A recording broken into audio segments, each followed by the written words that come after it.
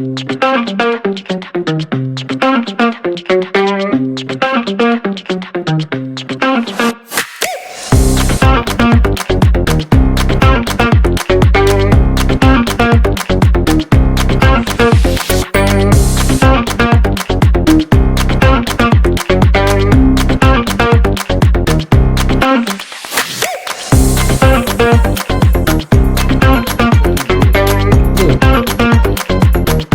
eu iria aproveitar hoje para a gente retomar novamente o prolegômeno, por uma questão hã? Que o Fernando levantou, vocês lembram? Primeiro que ele falou, mas o prolegômenos estava inicialmente numa página, na outra edição estava numa outra, e também levantou que a cepa também ela representa as três revelações. Aí eu fiquei pensando sobre isso e fui fazer uma pesquisa, que na verdade eu já tinha feito uma pesquisa, e eu vou colocar aqui meu ponto de vista e quero, né, que vocês também possam analisar comigo. A primeira questão que está relacionado com o desenho da cepa, inicialmente, etc. e tal, isso daí não está em questão, porque realmente eu não fiz essa apresentação. Mas o segundo aspecto que eu queria abordar é sobre essa tal da terceira revelação, das três revelações que está implícita ah, na cepa, etc. e tal. Eu não abordei isso no primeiro momento, sinceramente, porque eu acho que é especulação. Não tem nada na obra de Kardec que ele afirme que essas mensagens que está no Prolegômenos, ou o próprio desenho tem a ver com a primeira revelação, a vinha de Moisés, e não sei o quê, e a segunda, e a terceira, né? São especulações, tem estudos até interessantes e tal, que é que eu vou apresentar aqui a pesquisa que eu fiz, eu encontrei alguns estudos, eu mesmo não fiz nada, produção própria minha, né? Eu apenas fui analisando outras coisas. Eu, particularmente, eu chego à conclusão seguinte: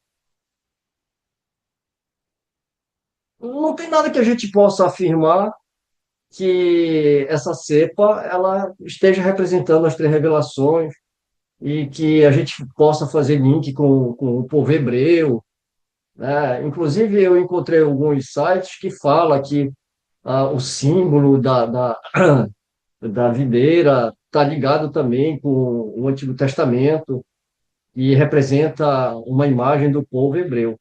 Até onde eu saiba sobre cultura judaica, a,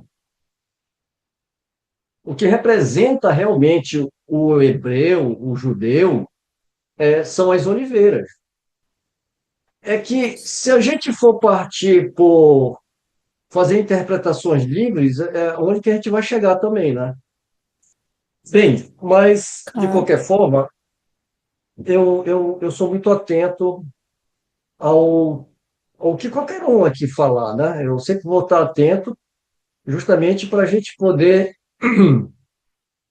discutir e dirimir essas dúvidas, essas questões. Por isso que quando o Fernando falou, inicialmente eu até justifiquei, né? Disse, Fernando, mas se eu trouxer tudo para cá, vai ficar não sei o quê. Mas eu sempre sou assim, eu sempre repenso, né? Eu sempre sou cauteloso, porque se eu parto do princípio que a gente não tem a verdade, né, é bom a gente escutar todas as opiniões e fazer uma busca sobre esse conhecimento, porque pelo menos, se eu passasse por cima disso, ia ficar o dito pelo não dito, né?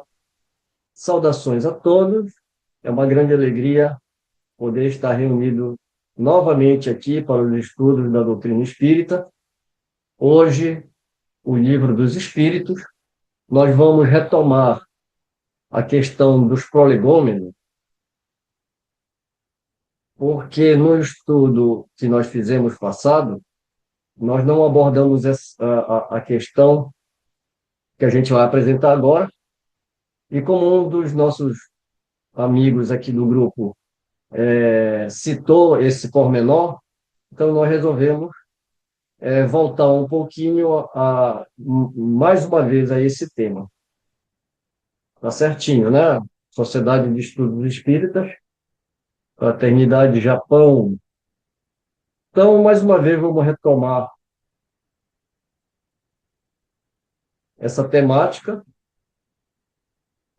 sobre a cepa da vinha. Bem, o que a gente quer trazer hoje é sobre a imagem do ramo da videira. Ela está presente na primeira edição de O Livro dos Espíritos e foi publicada como uma reprodução exata do desenho original, um facsímile, conforme anotado pelo próprio Kardec. No entanto, a partir da segunda edição, a apresentação dessa gravura sofreu alterações discretas, mas significativas. A arte foi mantida, embora recortada e levemente ampliada, o que modificou sua inserção na página dos prolegômenos. Nenhuma explicação foi dada para essa reformulação e a nota de rodapé que a identificava como facsímile permaneceu inalterada. Então, Kardec fez a alteração, mas ele não justificou. Ele só fez a alteração do desenho e a posição em que ela se encontra. Então, como ele colocou aqui, né, na primeira edição do Livro dos Espíritos, a partir da segunda edição houve essa alteração. Esse detalhe não parece fortuito. Ao contrário, sugere mais uma vez o espírito de liberdade com que Kardec conduziu a forma editorial da obra, atento ao essencial, desprendido do acessório. O símbolo continuava lá, com sua força expressiva preservada, mas liberto de qualquer apego formal. Afinal, para a doutrina espírita, o valor reside no sentido e não no ornamento. Então, a gente quer lembrar também que o espiritismo não trabalha com imagens, né? E essa cepa ela serve apenas como uma aliança, eu não diria nem uma aliança, né? Porque isso nos arremete a coisas bíblicas, né? Mas como um símbolo que os espíritos resolvem, então, fornecer para Kardec. E, na verdade, é a única, né? É a única imagem que eles reproduzem. E, como a gente acabou de ler aqui, né? O Kardec não está muito preocupado em manter o original. Ele simplesmente fez um corte, como a gente vai ver aí mais para frente, e colocou de uma forma que, principalmente na organização editorial. Então, ele não está, ele está preocupado com o essencial, ele não está se preocupando com o acessório. A gente pode observar aqui que na primeira edição de 1857, você tem, no início de Prolegômenos, o título aqui, né? O Livro dos Espíritos. A cepa, você pode perceber que ela é um pouquinho mais compridinha, né? E embaixo dela, prolegômeno. E aí sim começa os prolegômenos. Então, a imagem do ramo da videira, presente na primeira edição de O Livro dos Espíritos, foi publicada como reprodução exata do desenho original, um facsímile conforme anotado pelo próprio Kardec. Quando a gente vai ver na segunda edição, você pode perceber que o desenho ele deu uma ampliada, né? E houve um corte aqui, tem menos folhas aqui, né? Então, houve uma modificação. E outra, não está mais aqui com o título, o Livro dos Espíritos. Ele já vai colocar prolegômeno, vai colocar o desenho, e aí ele começa. É essa a diferença que há entre a primeira edição e as seguintes edições. Então, ele manteve o desenho exatamente até a última edição. A nota de rodapé também ele não altera, né? Onde ele vai explicar a origem desse desenho. Ele também não altera, não faz comentário nenhum. No entanto, a partir da segunda edição, a apresentação dessa gravura sofreu alterações discretas, mas significativas. A arte foi mantida, embora recortada e levemente ampliada, o que modificou sua inserção na página dos prolegômenos.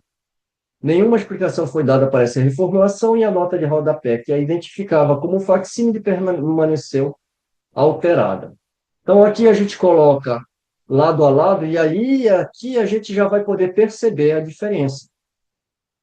Então, a gente vê realmente, né, o Kardec, o desprendimento de Kardec. Ele não ficou preocupado, nossa, os espíritos deram esse desenho, a gente tem que manter do jeito. Não, então ele não está se prendendo a essas coisas. O importante é estar a representação aqui e a gente entender o significado que a gente já explorou isso aqui, né? O que significa essa cepa. Então, eu não vou ler aqui ao lado, porque, na verdade, está repetido, né, esse comentário, né? O detalhe não parece fortuito, etc. Então, aqui, a gente teve a ideia, né, de trazer a cepa colorida. E baseado nos dois desenhos, a gente percebe que o corte foi feito exatamente aqui, onde está a linha pontilhada. Uma vez que foi recortado isso aqui, ele amplia, né, e toma o mesmo tamanho. Então, é essa alteração, na verdade, que houve, né? Outra coisa que a gente pode citar, que está na própria obra de Kardec, sobre a comparação da cepa que os espíritos trouxeram, que eles vão interpretar o que significa. Quando a gente avança para o livro segundo do Livro dos Espíritos, nós temos essa temática, transmigração progressiva. Aí o Kardec ele vai fazer essa pergunta, a pergunta de número 196. Não podendo os espíritos melhorar-se a não ser por meio das tribulações da existência corpórea, segue-se que a vida material seja uma espécie de cadinho ou de depurador, pelo qual devem passar os seres do mundo espiritual para alcançar a perfeição. Aí está falando sobre a questão da reencarnação, da necessidade da reencarnação, para a gente alcançar a perfeição nessas vidas, nessas reencarnações.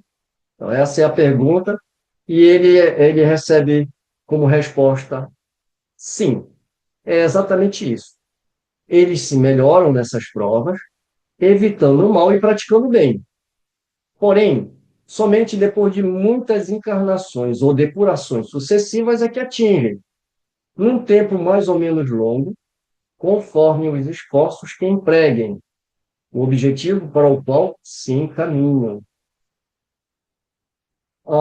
Aproveitando a deixa que essa resposta nos oferece como deixa, lembrando que não há nenhum espírito que faça uma progressão, né, linear, ou seja, um espírito que desde a sua criação ele nunca erre.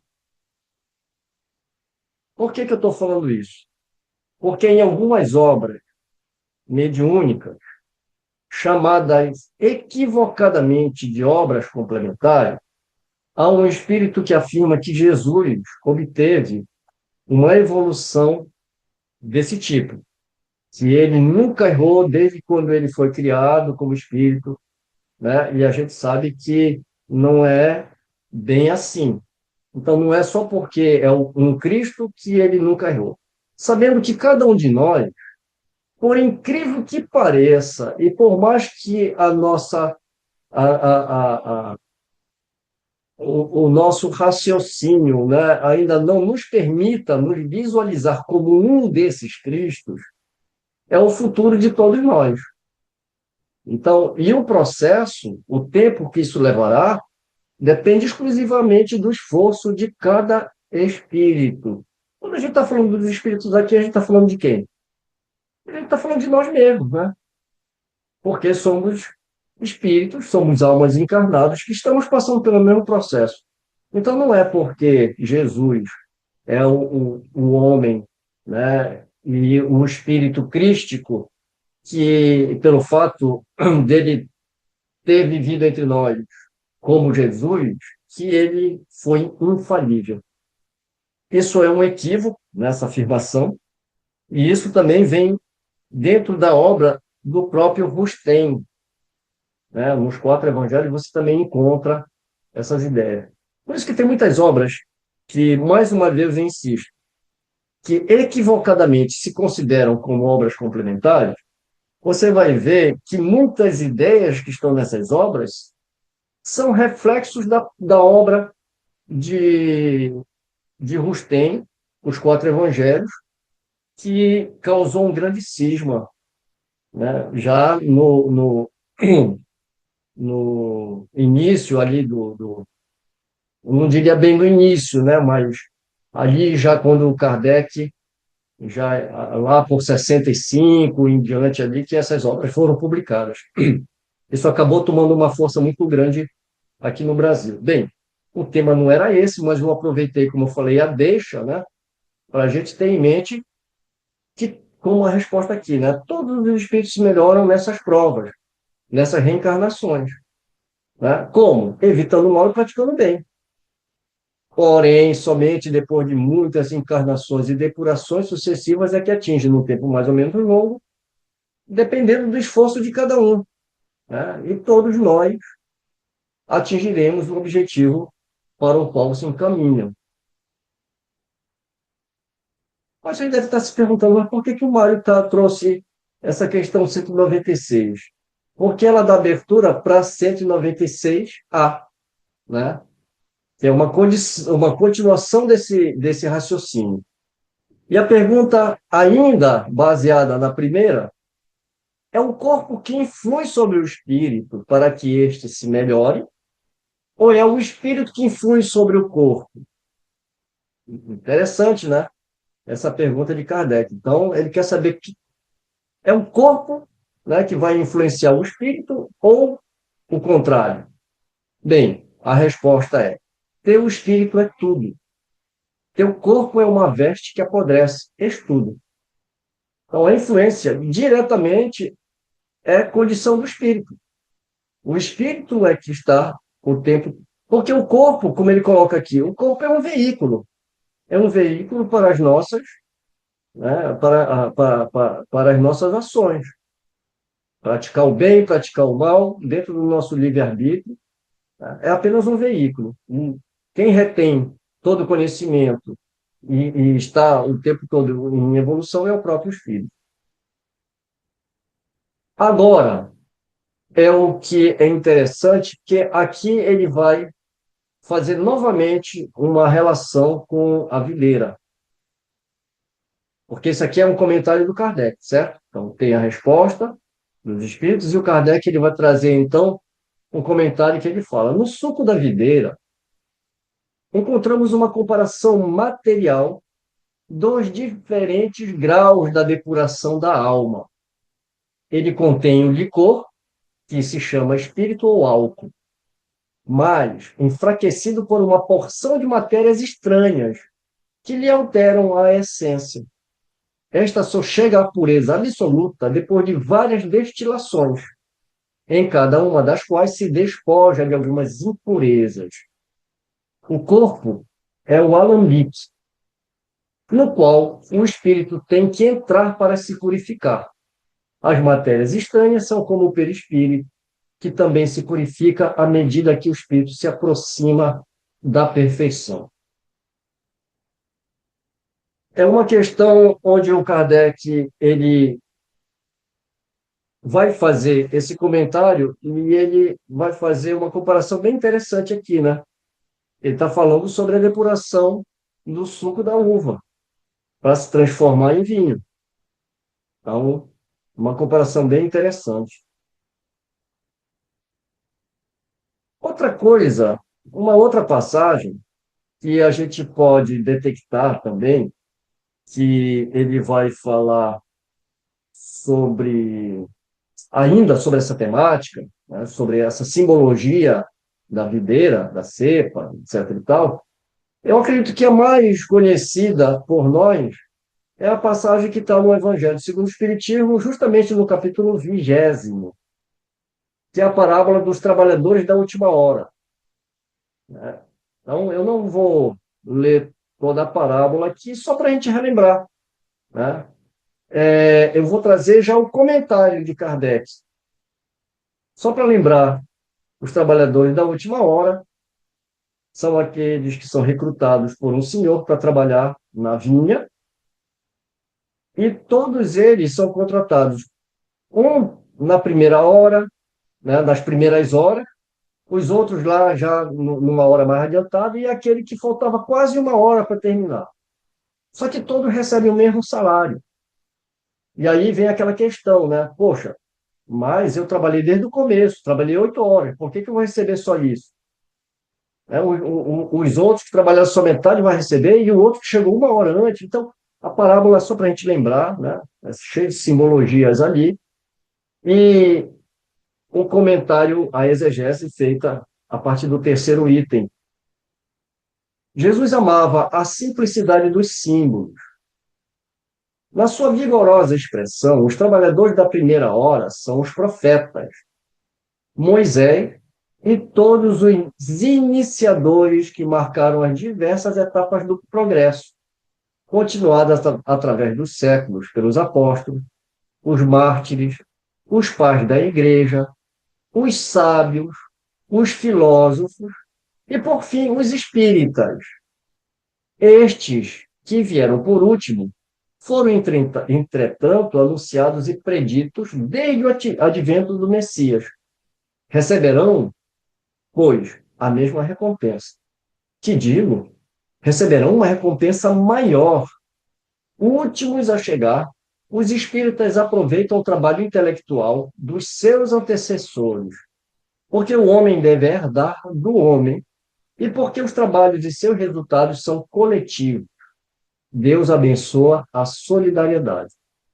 Então, aqui na parábola, ele está detectando exatamente, né, quem são esses trabalhadores. E aqui também obedece à própria lei da reencarnação, porque não significa que os primeiros trabalhadores e os segundos e os últimos sejam trabalhadores diferentes. Porque se a gente leva em consideração a reencarnação, né, esses mesmos que trabalharam no começo podem ser aqueles que vão depurando a sua inteligência e voltam numa encarnação com a missão de continuar esse trabalho. Continuando, muitos dos antigos revivem hoje ou reviverão amanhã para acabar a obra que haviam começado. Mais de um patriarca, mais de um profeta, mais de um discípulo do Cristo e de um divulgador da fé cristã se encontram entre vós. Ressurgem nos mais esclarecidos, mais adiantados e já não trabalham mais nos fundamentos, mas na cúpula do edifício, que foi trazido, né, pelas primeiras revelações, é um trabalho. Seu salário será, portanto, proporcional ao mérito da obra. A reencarnação, esse belo dogma, eterniza e precisa a filiação espiritual. O espírito chamado a prestar contas do seu mandato, termo, compreende a continuidade da tarefa interrompida, mas sempre retomada. Vê e sente que apanhou no ar o pensamento de seus antecessores. Reinicia a luta, amadurecido pela experiência, para dar para daí mais avançar. Foi cortado aqui, né? E todos, trabalhadores da primeira e da última hora, de olhos bem abertos sobre a profundidade da justiça de Deus, não mais se queixam, mas se põem a adorá-lo. Este é um dos verdadeiros sentidos dessa parábola, que encerra, como todas, as que Jesus dirigiu ao povo, as linhas do futuro, também através de suas formas e imagens, a revelação dessa magnífica unidade que harmoniza todas as coisas no universo, dessa solidariedade que liga todos os seres atuais ao passado e ao futuro. Bem, aqui a gente encerra, né, a nossa apresentação Quando a gente olha para a parábola, né, dos trabalhadores da última hora, como a gente viu a própria interpretação de Kardec para essa parábola, está claramente falando, né, do trabalho contínuo que tem entre a humanidade e nós, como espíritos, trabalhando, ora encarnados, ora na erraticidade, ora retornando e retomando o trabalho. Então, esse trabalho nunca é perdido. Então, mostra claramente aqui, e cita, né, que Jesus faz uma alusão aos primeiros trabalhadores como aqueles primeiros reveladores, aqueles que vêm desbravando as ideias, e assim, né, e assim por diante. O que a gente evitou de fazer nesse estudo é ir um pouquinho mais além com relação ao significado dessa videira, que ela tenha realmente um significado muito mais amplo. Por exemplo, ela significa, ela está ligada com a primeira revelação, ela está ligada com a segunda revelação e ela está ligada com a terceira revelação. Nós, particularmente aqui, nós fizemos pesquisa, estudamos as obras e a gente não encontra nenhum elemento que aponte a veracidade dessas afirmações. Eu acredito que isso daí é uma coisa que cada um pode ter um pensamento e pode formar uma hipótese do que o codificador achava, ou melhor dizendo, uma hipótese do que Kardec tentou trazer, ou melhor dizendo ainda, o que os próprios espíritos quiseram trazer com essa simbologia. Eu acho que se a gente ficar